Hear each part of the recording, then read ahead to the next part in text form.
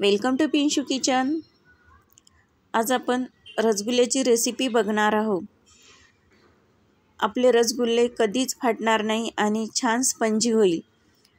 चला तर व्हिडिओला सुरुवात करूया। सकाळी उठल्याबरोबर मी दूध बघितलं चहासाठी, ते पूर्ण फाटलेलं होतं।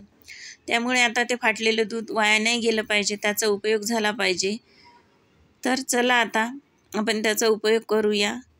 आता मी चाळणी घेतली आणि त्याच्यावर छान एक पतला कॉटनचा कपडा टाकला आणि हे फाटलेलं पूर्ण दूध त्यात टाकून घ्यायचं आहे आपल्याला। बघा अशा प्रकारे आता हे दूध पूर्ण टाकून घेतल्यानंतर त्यातलं आपल्याला पाणी छान काढून घ्यायचं आहे। असं चमच्याच्या साहाय्याने छान फिरवलं असतात पाणी गाळल्या जाते। बघा आता मी पुन्हा रूम टेम्परेचरचं नॉर्मल पाणी घेतलं आणि त्याच्यावर टाकत आहे। ही प्रोसिजर खूप महत्त्वाची आहे, त्यामुळे आपल्याला फाटलेल्या दुधाचा वास येणार नाही।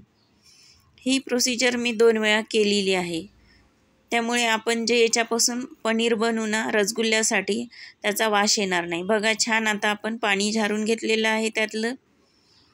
आता कपड्याचे चारी कोणे पकडून अशा प्रकारे गोळा करून घ्यायचा एका जागी। बघा अशा प्रकारे छान आता अलगद हाताने यातलं पूर्ण पाणी असं थोडं थोडं करून झिरपून द्यायचं आहे। ही महत्त्वाची प्रोसिजर आहे, त्याच्यात पाणी थोडंसंही राहिलं नाही पाहिजे।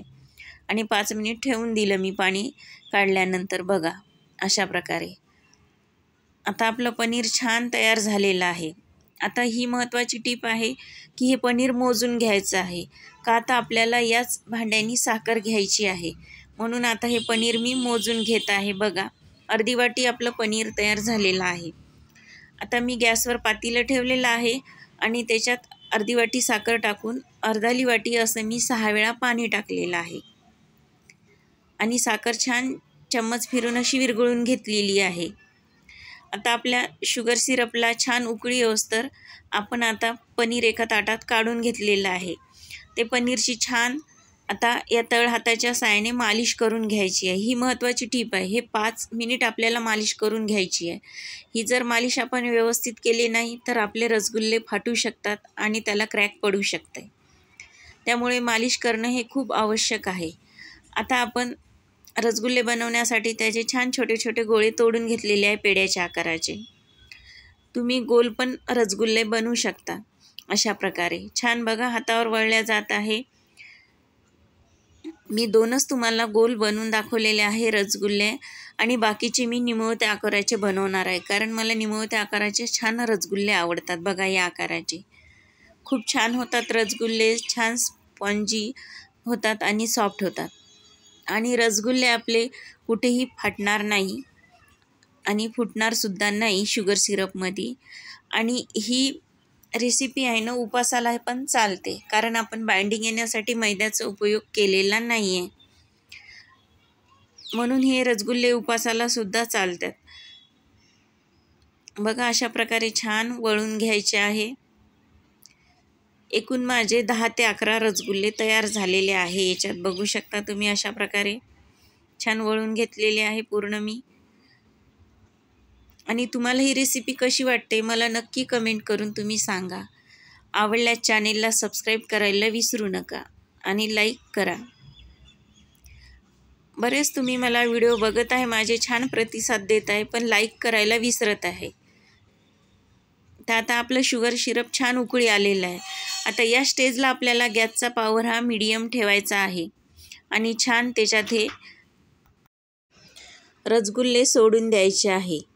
बघा एक एक करून असे टाकायचे आहे, एकदा सर्व रसगुल्ले टाकायचे नाही आहे, असे एक एक टाकून द्यायचे आहे। हे गोल बनवलेले सुद्धा पण मी टाकत आहे 2, आणि गॅसचा पॉवर हा मीडियम टू हाय ठेवायचा आहे।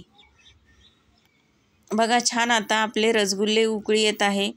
आता शिजवताना जर हे सिरप शुगर कमी झालं तर साईडला आपण गरम पाणी करायला ठेवून द्यायचं आहे आणि ते पातेल्याच्या साईडनं सोडून द्यायचं आहे। मी 2 चमचे सोडून दिलेलं आहे गरम पाणी, त्यात थंड पाणी सोडायचं नाही। 7 ते 8 मिनिटानंतर छान झाकून ठेवायचं आहे। झाकून ठेवणे ही एक प्रोसिजर महत्त्वाची आहे, पण लगेच झाकून ठेवायचं नाही आहे। रसगुल्ले सोडल्यावर 7 ते 8 मिनिटानंतर झाकून ठेवायचं आहे। बघा किती छान टम्म असे आपले रसगुल्ले फुगलेले आहे झाकून ठेवल्यामुळे। झाकून आपल्याला 6 ते 7 मिनिट ठेवायचे आहे. आता आपले रसगुल्ले छान उकळी फुटलेली आहे आणि छान आपले रसगुल्ले तयार झालेले आहे. आता रसगुल्ले शिजले की नाही हे कसे ओळखायचे त्याच्यासाठी ही एक महत्त्वाची टीप आहे. मी वाटीत हे रूम टेम्परेचरचं नॉर्मल पाणी घेतलेलं आहे. त्यात आता हा रसगुल्ला टाकलेला आहे. बघा हा बुडाशी जाऊन बसलेला आहे, त्यामुळे आपला हा रसगुल्ला शिजलेला आहे. बघा किती सॉफ्ट आणि स्पंजी आपला रसगुल्ला तयार झालेला आहे.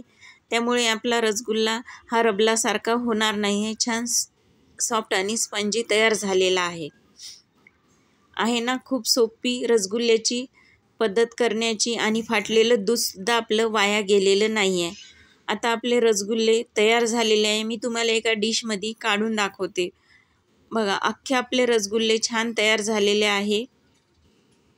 एकदम परफेक्ट आणि सॉफ्ट आहे ना. खूप सोपी पद्धत.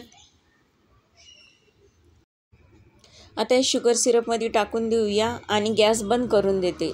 थँक्यू.